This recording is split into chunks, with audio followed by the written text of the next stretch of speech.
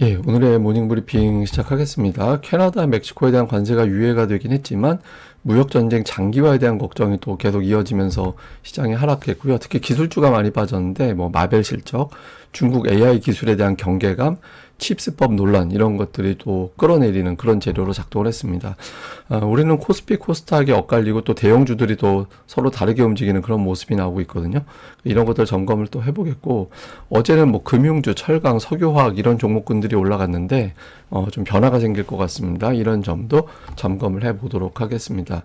우선 미증시는 다우보다는 S&P 500이, S&P 500보다는 나스닥이 더 많이 빠지는 그런 모습을 보였잖아요. 전체적으로 대형 기술주들이 더 많이 빠졌구나 이렇게 이제 해석이 되는 부분인데, 근데 뭐 다 빠졌습니다. 보면 에너지를 제외하고는 대부분 업종이 하락을 했고, 특히 테슬라가 속해 있는 업종, 주요 기술주들이 속해 있는 업종, 이런 업종들도 2% 이상 큰 폭으로 하락을 해서 주로 대형주들이 시장 하락을 주도했다라는 점을 다시 한번 보여주는 것 같습니다. 시장이 이렇게 빠졌던 이유는 역시 뭐 관세입니다. 이날 북미 협정에 대해서 준수하는 캐나다, 멕시코 제품에 대해서는 관세를 유예한다, 이렇게 또 발표를 했거든요. 그러면 시장이 좀 반응을 해야 되는데, 트럼프 대통령이 4월 2일까지만 연기해 줄 거고 그 다음엔 없어. 자동차 업체들이 하도 졸라서 이렇게 해주는 거야, 이런 취지의 이야기를 했고, 또 베센트 장관은 캐나다 총리에 대해서 멍청하다고 이렇게 언급을 해버렸어요. 그래서 이게 사실 감정적인 발언을 하면 안 되는데, 이런 발언이 나오면서 이게 과연 협상이 되겠느냐, 이런 어떤 걱정을 하게 됐죠. 그리고 또 하나는 CNBC의 기자가 백악관을 취재해서 이야기를 한 거를 보니까, 이게 뭐 협정, 자유무역 협정에 대해서 준수하는 품목에 대해서 관세를 유예해 준다라고 했잖아요. 그런데 보면 그러니까 멕시코는 50%, 캐나다는 62%가 이걸 준수하지 않고 있다라는 거예요. 그래서 실제로 유예가 되는 품목이 몇 개 안 되겠다, 절반도 안 되겠구나, 그러니까 이런 인식을 또 만들어낸 거죠. 그래서 이 자체에 대해서 시장에서 크게 이제 받아들이지 못하는 그런 이유가 됐고, 또 대부분 다 부정적입니다. 이런 상황에 대해서는 로이터에서는 관세로 인해서 개인은 소비를 축소하고 있고 기업은 투자를 미루고 있다, 이렇게 이제 공개를 하고 있거든요. 여러 가지 측면에서 경제에 별로 안 좋다라는 거죠. 그리고 이날 기술주가 또 많이 빠졌는데, 그러니까 알리바바에서 딥시크보다 우수하다라고 주장하는 챗봇 모델을 공개했고, 이런 점은 중국이 미국을 앞설 수도 있겠다, 언젠가 되면 주도권을 중국이 가져갈지도 몰라, 이런 우려를 자극하게 됐고, 이게 이제 주요 기술주들의 하락을 유발을 했죠. 뭐 마벨 주가 하락에 알리바바 이슈가 더해지면서 이제 기술주가 많이 빠지는 그런 이제 모습이 나왔습니다. 다만 이제 금리 인하 가능성은 조금 높아졌는데, 크리스토퍼 월러 같은 경우는 지표가 둔화되는 걸 계속 주목해야 된다, 그리고 올해 2번 정도 금리 인하한다라는 시장의 전망이 있잖아요. 그러니까 그거에 대해서 그렇게 틀렸다라고는 생각하지 않는다, 이렇게 이제 설명을 했습니다. 그래서 올해 금리가 2번 정도는 내려가겠구나라는 건데, 다만 금리 인하가 인플레이션이 잡혀서 내려가는 건 긍정적인데, 경기 침체 걱정 때문에 내려가는 건 또 부정적으로 해석이 되잖아요. 그래서 시장에서는 뭐 금리 인하에 대해서 지금 이렇게 반갑게 받아들이는 그런 상황은 아닌 것 같습니다. 근데 최근에 관세 이슈 때문에 여러 가지 어떤 부정적인 이야기들이 많이 나오고 있거든요. 유명한 분석가들, 뭐 마크 에킥 같은 경우는 성장이 둔화되고 인플레이션이 다시 압박을 받고 있고 백악관 정책에 대한 것들, 이런 3대 악재가 주식시장에 부담이 된다, 이런 주장을 하고 있고요. 그리고 관세 전쟁이 이어지면 미국 가기 어려워진다. 아무래도 뭐 비용이 올라가게 되니까 소비를 줄이게 되겠죠. 그리고 지금으로서는 무역 전쟁이 장기화될 가능성이 높아지고 있다. 이렇게 되면 뭐 인플레이션, 경기 침체, 이런 우려가 증가될 것이고, 관세 연기 나오고 있는데 이건 미봉책이지 근본적인 해결은 아니다라는 거예요. 그래서 자꾸 탁구 게임 같이 뭐 관세 부과한다고 했다 유예했다가 이렇게 되는 것 자체는 주식시장에서는 근본적으로 변화가 된다라는 어떤 효과를 유발할 수 없다, 그러니까 이런 어떤 내용들도 계속해서 나오고 있습니다. 근데 이게 문제는 고용 데이터들이 조금씩 안 좋게 나오고 있다라는 거거든요. 오늘 뭐 신규 실업수당 청구 같은 경우는 조금 예상보다는 양호하게 나오긴 했지만, 중소기업의 급여 상승률이 14개월 만에 마이너스로 돌아선다든가, 그 다음에 이건 해고 건수거든요. 기업들의 감원 계획이 1, 2월에 22만 명이 넘게 나왔는데, 이게 2009년도 그때 그 금융위기 터지고 나서 그때 당시 1, 2월에 찍었던 수치 다음으로 높다라는 거예요. 근데 이게 이제 정부 효율부에서, 그러니까 이제 머스크가 주도하고 있는 데죠. 여기서 일자리를 축소시키고 있죠. 사람들을 해고하고 있잖아요.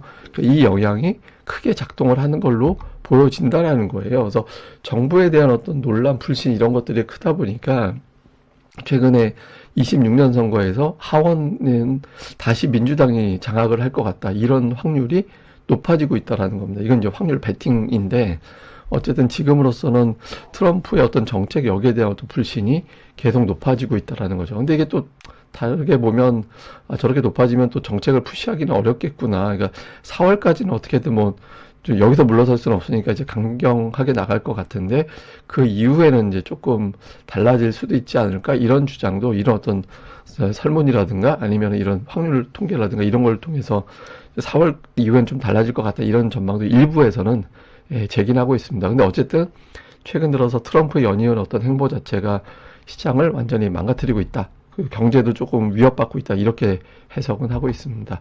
근데 문제는 이제 나스닥 100 이런 게 이제 피크 대비 10% 넘게 빠지고 주요 종목이 막 20% 넘게 빠지고 이렇게 되고 있잖아요. 그래서 좀 하락장 우는 하락장으로 들어가는 거 아닌가? 이런 어떤 분석들도 좀 많이 나오기 시작하고 있습니다. 특징으로는 뭐 시가총액 상위 종목 대부분 다 하락했는데 반도체는 이제 마벨 실적, 다음에 알리바바 영향이 있다고 봐야죠. 알리바바에서 딥시크보다 우수한 챗봇을 공개했다 이런 내용들이 공개가 됐고 이거는 AI 주도권이 미국이 아니라 중국이 갖는 거 아니냐 이런 어떤 걱정을 하게 되는 거죠. 그러니까 딥시크 쇼크 때 반도체주 빠졌었잖아요. 이게 이제 겹치면서 밀린 거고 그다음에 주요 업체들이 실적 발표하면서 관세에 대한 코멘트 하고 있습니다. 그러니까 메이시스 주가가 오늘 하락했는데 거기에 이제 관세 영향이 좀 있다 이렇게 이제 주장을 했고 테슬라가 오늘도 하락을 했는데 많이 빠졌습니다. 베어드에서 이제 1분기에 예상했던 목표했던 성과 달성하기 어렵다. 그러니까 머스크 자체가 지금 리스크가 되고 있다라는 취지의 분석이 나오고 있고요. 반면에 이제 제약주들은 선전을 했는데 방어주적인 어떤 인식 이런 것들이 좀 붙었던 것 같습니다. 근데 이제 반도체 같은 경우는 최근에 공매도가 많이 늘고 있나 봐요. 그래서 그 반도체 ETF에 대한 공매도가 12월 이후에 최대치를 기록하고 있다라는 보도가 나오고 있거든요. 그래서 이 부분에 대해서도 최근에 이제 공매도 세력들이 좀 활개치고 있다라는 점도 관련된 종목군들의 약세를 주도한 것 같습니다. 다만 이제 마감하고 나서 브로드컴의 실적이 나왔는데 실적 그리고 가이던스 전부 다 예상보다 높게 제시를 했거든요. 그래서 시간에서 일단 급반등하면서 올라가고 있는데 주요 다른 반도체주들도 시간에서 오르고 있습니다. 이게 우리 시장 돌아갈 때까지 유지가 될지는 봐야겠지만 어쨌든 마감 후에 나온 브로드컴의 실적이 좀 변수가 될 가능성은 있을 것 같습니다. 자, 우리 증시는 이게 대형주예요. 코스피 대형주하고 코스닥의 대형주 지수를 좀 제가 구분해서 놨거든요. 근데 좀 다르죠. 예, 코스피의 대형주는 최근 들어서 3일 연속해서 양봉, 뭐 올라갔다 내려갔다 이런 걸 떠나서 3일 연속 양봉인데 코스닥은 아직은 음봉이 더 많은 그런 형태가 나오고 있죠. 그래서 코스피 대형주는 일부 업종이 돌아가면서 좀 커버를 하는 그런 현상들이 나오고 있는데 코스닥의 대형주들은 최근 알테오젠 뭐 이런 종목군들, 그다음에 레인보우 로보 이런 종목군들이 느닷없이 갑자기 빠지는 그런 현상들이 나타나고 있잖아요. 그래서 이러면서 이제 대형주가 오히려 리스크가 되는 그런 현상이 나오고 있거든요. 근데 여기서 이제 중요한 건 뭐냐면 코스피 대형주가 올라갈 수 있는 환경은 제가 계속 말씀드리지만 선물이 돌아서야 돼요. 왜 근데 워낙 많은 선물을 매도 쪽으로 찍어놨기 때문에 그게 풀리지 않으면 기술적 반등 이상은 어렵다라고 봐야 되거든요. 이게 풀리는지, 그다음에 코스닥 쪽에서는 이제 이 대형주에서 빠져나온 자금이 다른 업종 어디엔가 들어가서 강력하게 끌어올리는 그런 움직임이 나와줘야 됩니다. 안 그러면 그냥 강했던 종목군들 마저 빠지는 거네 이렇게 될 수 있거든요.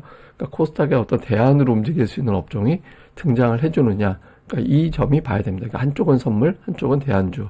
이거를 좀 봐야 되는데 최근에 이제 양시장의 수급을 보면 코스피는 이제 외국인들의 매도가 쭉 이어지다가 하루 일단 쉬는 이제 그런 모습이 나왔는데 이게 이제 환율이 최근에 달러 강세가 좀 주춤하면서 외국인들이 어쨌든 저점 매수에 나설 수도 있을 것 같다. 그러니까 이런 어떤 주장들도 있거든요. 그래서 외국인들의 어떤 매수, 현물과 선물 매수가 동시에 이제 들어오기 시작하는지 이 점을 좀 봐야 될 거고, 그 다음에 이제 코스닥 같은 경우는 어제 개인이 제일 많이 사고 외국인 기관이 많이 팔았잖아요. 근데 외국인들은 독특한 패턴을 보입니다. 그러니까 하루 세게 매수하고 며칠 놀았다가 또 하루 세게 매수하고 이런 형태를 보이고 있거든요. 그래서 대형주들, 코스닥에 있는 대형주들 같은 경우는 며칠 빠지면 또 며칠 후에는 또 기술적 반등이 나오는 이런 패턴이 좀 반복되고 있어요. 그런데 이거보다는 이제 기관이 어느 업종을 이럴 때 받아내느냐가 되게 중요하거든요. 그래서 이렇게 이제 대량 매도 나와서 좀 흔들리는 국면이 나올 때 기관들이 물량을 새로 받기 시작하는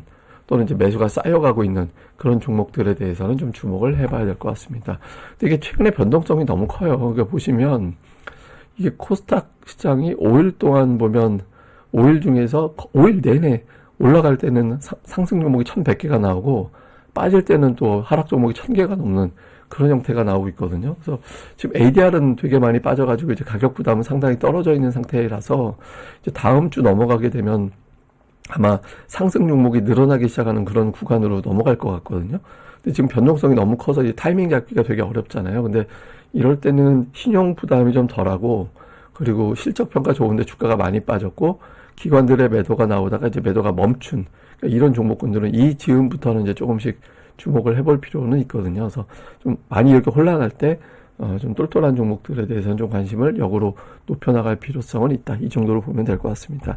자, 일단 뭐 코스닥 대형주가 워낙 변동성이 큽니다. 뭐 알테오젠, 로봇 이런 종목군들이 변동성이 큰데 이렇게 변동성이 클 때 그 종목을 용감하게 보기보다는 실적, 그다음에 하락할 때 받아낸 종목군들 이런 종목들에 대한 어떤 변화를 더 주목을 해봐야 될 것 같고 일단 어제 외국인들의 매도가 좀 주춤했거든요. 근데 대형주 수급은 확실하게 좋아졌다라고 단정하기는 어렵죠.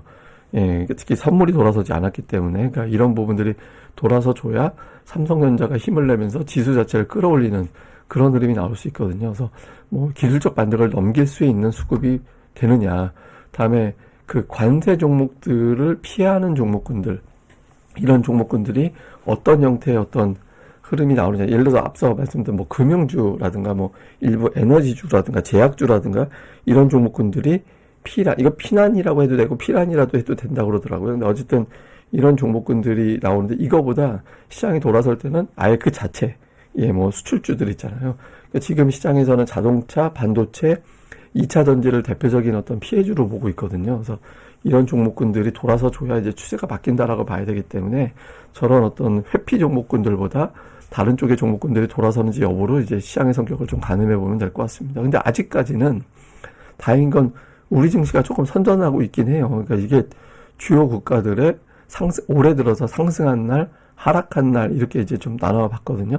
근데 우리하고 독일은 뭐 압도적입니다. 2대1 정도 비율로 상승한 날이 더 많은데 우리나라도 비교적 상승한 날이 조금 더 많은 그런 형태거든요. 근데 미국 같은 경우는 예를 들어서 나스닥은 하락한 날이 더 많은 그런 형태가 되고 있잖아요. 그래서 우리가 뭐 대만이라든가 중국이라든가 독일보다 올라가는 비율이 조금 더 높긴 합니다. 그래서 아직까진 버티고는 있는데 이 버티는 거가 무너지게 될 수도 있거든요. 그래서 앞서 말씀드렸던 외국인들의 어떤 대형주에 대한 풀어주는 흐름, 그다음에 코스닥 대형주에서 빠져나온 자금이 어떤 다른 종목으로 이동했다라는 증거, 이런 부분들을 확인하는 게 상당히 중요하다. 이렇게 보면 될 것 같습니다.